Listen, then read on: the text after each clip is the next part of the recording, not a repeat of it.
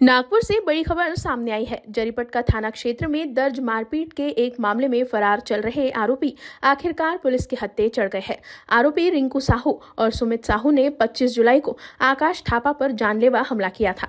इस घटना के बाद आकाश ने सीधे जरीपटका थाने में शिकायत दर्ज कराई थी, जिसके आधार पर दोनों आरोपियों के खिलाफ आईपीसी की धारा 326 के तहत गंभीर अपराध का केस दर्ज हुआ है। लेकिन शिकायत दर्ज होने के बाद से ही दोनों आरोपी पुलिस को चकमा देकर फरार हो गए थे। इस बीच उन्होंने गिरफ्तारी से बचने के लिए अदालत में अटक पूर्व जमानत की अर्जी भी दाखिल की, मगर कोर्ट ने सख्ती दिखाते हुए ये अर्जी टाल दी। इसके बावजूद आरोपी पुलिस के सामने सरेंडर करने की बजाय छिपते रहे। अंततः गुप्त सूचना के आधार पर पुलिस ने दोनों को गिरफ्तार कर लिया है। इस सनसनीखेज गिरफ्तारी के बाद जरीपटका पुलिस आगे की कार्यवाही में जुट गई है।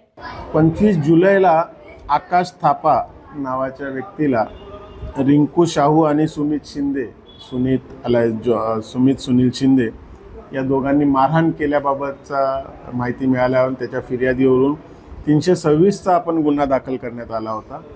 सदर गुन्ह्यामधील हे आरोपी होते ते त्यावेळेला मिळून आले नव्हते, पळून गेले होते। त्यानंतर त्यांनी मान्य न्यायालयामध्ये अटकपूर्व जामिनासाठी देखील अर्ज केला होता, पण तो मान्य न्यायालयाने फेटाळला होता।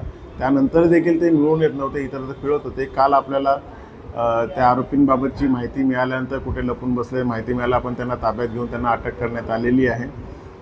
अटक करून आता पुढील कारवाई करत आहोत। यापैकी जो सुमित जॉन शिंदे आहे तो यापूर्वी तडीपार आरोपी आहे।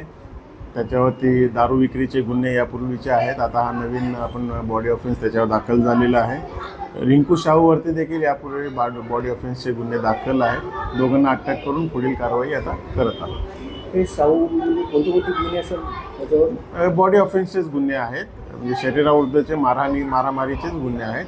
आणि सुमित शिंदेवरती दारू विक्रीचे गुन्हे आहेत।